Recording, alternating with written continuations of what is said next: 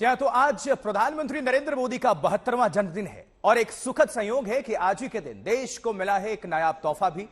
70 साल बाद देश में चीते की वापसी हुई है। अब देखिए, जन्मदिन के मौके पर पीएम मोदी ने मध्य प्रदेश के कूनो नेशनल पार्क में नामीबिया से लाए गए चीतों को छोड़ा है और इस मौके पर बीजेपी सेवा पखवाड़ा भी मना रही है, जहां शहर शहर सफाई और रक्तदान के कार्यक्रम आयोजित किए गए हैं। कई शहरों में बीजेपी कार्यकर्ता हवन पूजन भी करते हुए नजर आए। अब 6 तस्वीरों को आपके सामने रख रहे हैं, जहां वाराणसी में हवन पूजन, दिल्ली में स्वच्छता अभियान, देश भर में रक्तदान शिविर, अयोध्या में यज्ञ हवन, चंदौली में 72 किलो का केक और लखनऊ में चित्र प्रदर्शनी। खबरों में बढ़ते हैं आगे, बात हैदराबाद की। देखिए, क्योंकि हैदराबाद मुक्ति दिवस या राष्ट्रीय एकता दिवस या फिर तेलंगाना एकीकरण दिवस, अब लड़ाई सिर्फ नाम की नहीं है, इन नामों के पीछे छुपे अपने राजनीतिक एजेंडे की है। जिस दल को सूट कर रहा है वो उसे सेलिब्रेट कर रहा है। अमित शाह ने हैदराबाद से विपक्ष पर करारे प्रहार किए, सवाल भी पूछे। आपको दिखाते स्पेशल रिपोर्ट। हैदराबाद का लिबरेशन, केंद्र का सेलिब्रेशन। हैदराबाद मुक्ति दिवस पर केंद्र सरकार जश्न मना रही है। 17 सितंबर 1948 को भारतीय सेना ने ऑपरेशन पोलो चलाकर निजाम की सेना और रजाकारों को पस्त कर दिया था। इसी दिन हैदराबाद रियासत का भारत में विलय हुआ था।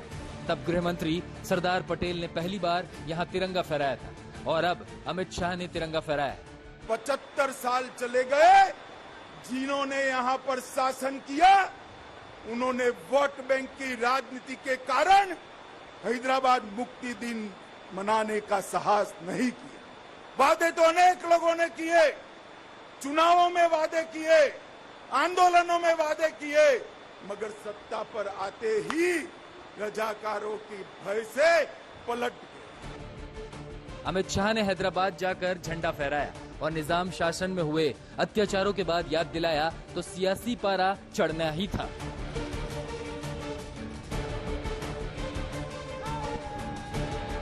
राज्य की टीआरएस सरकार ने तो कार्यक्रम से दूरी बनाई है, लेकिन हैदराबाद सांसद असदुद्दीन ओवैसी ने केंद्र सरकार की नीयत पर ही सवाल उठा दिए। भाई, आप इसको इंटीग्रेशन डे के तौर पर क्यों नहीं मनाना चाहते? मनाइए ना, सबको रखिए, हम भी हम आने तैयार थे। सिर्फ ओवैसी ही नहीं, तेलंगाना के सीएम केसीआर ने भी अमित शाह के कार्यक्रम से दूरी बनाई, जबकि उन्हें बतौर मुख्यमंत्री इस कार्यक्रम के लिए आमंत्रित किया गया था। मुक्ति दिवस की जगह टीआरएस तेलंगाना एकीकरण दिवस मना रही है। ओवैसी को मुक्ति दिवस नाम से समस्या है। सारी लड़ाई अगले साल होने वाले विधानसभा चुनाव और फिर लोकसभा चुनाव की है। हिंदू बीजेपी का कोर वोटर ओवैसी को मुस्लिमों का चेहरा माना जाता है। रही बात टीआरएस की, तो इस बार चुनौती बड़ी होने वाली है, क्योंकि मिशन दक्षिण पथ पर बीजेपी ने अपने सबसे बड़े रणनीतिकार को उतारा है। ब्यूरो रिपोर्ट, आज तक।